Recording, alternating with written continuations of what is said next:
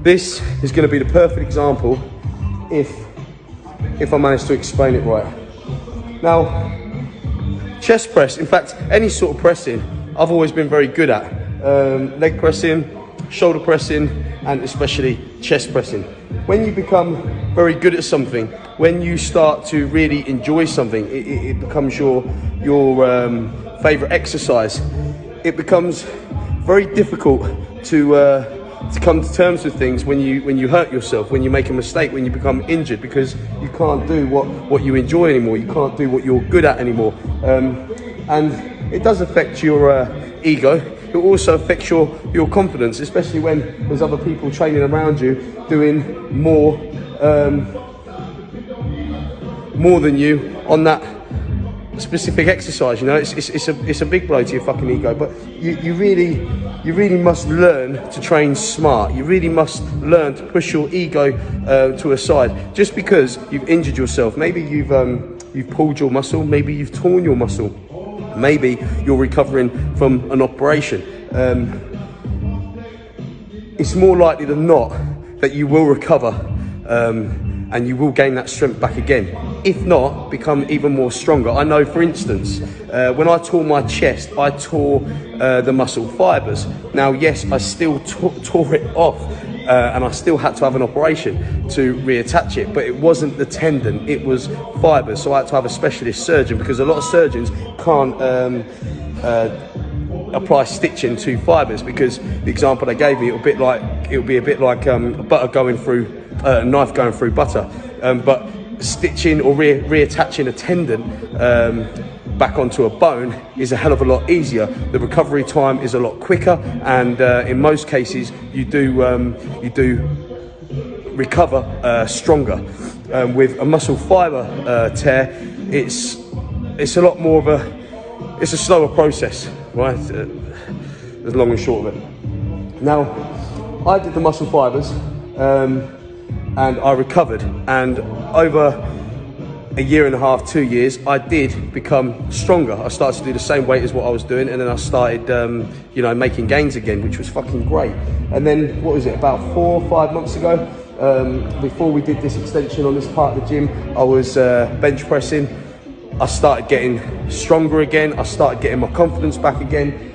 I believe in not doing 1 rep maxes. I like to do heavy weight for reps. That's what impresses me. That's how I've always trained, and that's what I train for. I managed to get up to like 4 plates either side, and I think we did 10 or 12 sets I think the highest amount of reps was 12 reps, and then by the time we got to the 10th or 12th set, we ended up doing 6 reps. Then I did an extra set, and I felt we'd go pop, pop, but not just one pec, both pecs. I thought I'd tore the muscle again. I hadn't, I just pulled it.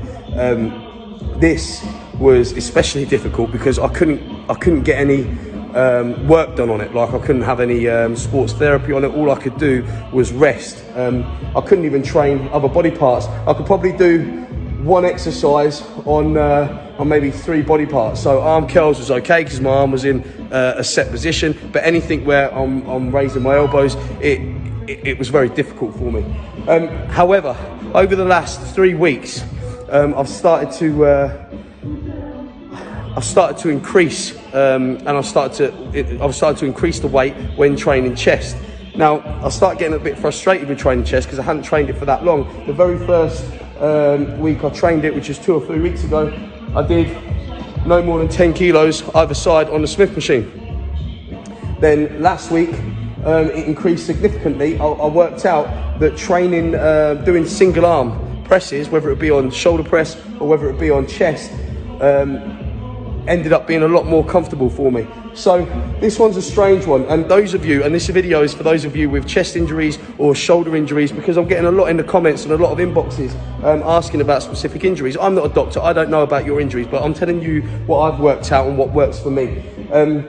It's become apparent to me that I can now increase my weight significantly on dumbbell presses, single arm. I prefer doing that now because I'm not neglecting my core as much as what I would do normally. We all do it. It's like training back. We concentrate on the big lat muscle, but the the lower back we tend to neglect. Very few of us end up doing hyperextensions at the end. We all know we should, but by the time the workout's done, we've put all of our effort into the drop sets and supersets of the bigger exercises and the bigger muscles. We forget about the smaller ones. And it's similar really with chest and with shoulders. So we neglect our core. So I do like now doing the single arm dumbbell presses. But I have worked out, even though I could probably now go up to, I mean, what was I doing before? I could do quite comfortably 60 kilo dumbbells for 20 odd reps. But now I'm up to maybe 35 or 37 kilos on single arm presses, which is fucking incredible over the 3-week period. However, with bench press, I've struggled.